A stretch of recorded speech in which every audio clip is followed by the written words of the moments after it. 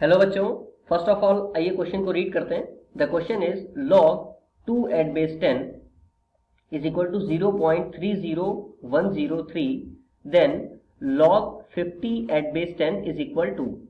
यहाँ पर 4 option given है A B C D। हमें इनमें से करेक्ट ऑप्शन चूज करना है। तो आइए क्वेश्चन को सॉल्व करते हैं। देखिए, सबसे पहले तो एक प्रॉपर्टी देख लेते हैं। अगर हमें गिवन होगा log m upon n at base a, तो हम लोग इसको लिख सकते हैं log m at base a minus log n at base a। तो आइए इस प्रॉपर्टी को यूज करके क्वेश्चन को सॉल्व करते हैं।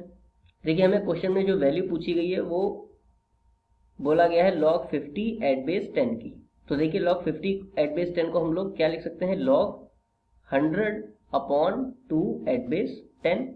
और 2 इसलिए हमने लिखा है क्योंकि हमें क्वेश्चन में log 2 की वैल्यू गिवन भी है, log 2 एट बेस 10।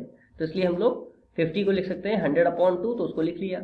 अब अगर यहाँ पर हम ये प्रॉपर्टी यूज करें तो देखिए क्या हो जाएगा, log 100 at base 10 minus log 2 at base 10। ठीक है।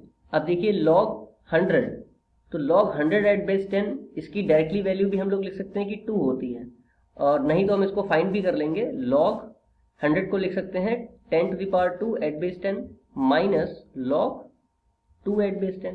ठीक है, क्योंकि 100 को हम लोग 10 to the power 2 लिख सकते हैं।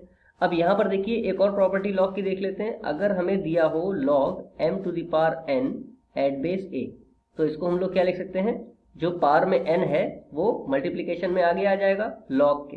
तो हम लोग इसको लिख सकते हैं n log m at base a। तो इसी तरह से यहाँ पर जो पावर में 2 है वो आगे आ जाएगा, तो ये हमें मिल जाएगा 2 log 10 at base 10 minus log 2 at base 10। ठीक है। अब log की एक और प्रॉपर्टी देख लेते हैं।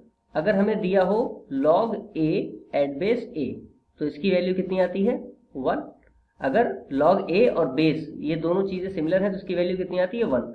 तो इसी तरह से यहाँ पर भी देखिए 2 log 10 एट बेस 10 दे रखा है, तो इसकी वैल्यू कितनी हो जाएगी, 1 माइनस log 2 एट बेस 10, इसकी वैल्यू हमें क्वेश्चन में गिवन है विच इज 0.30103।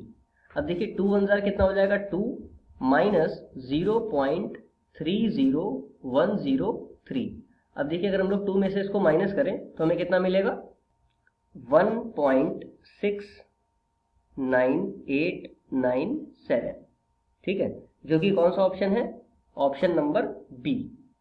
तो option number B is the right answer. I hope आपको ये क्वेश्चन समझ में आया होगा। Thank you.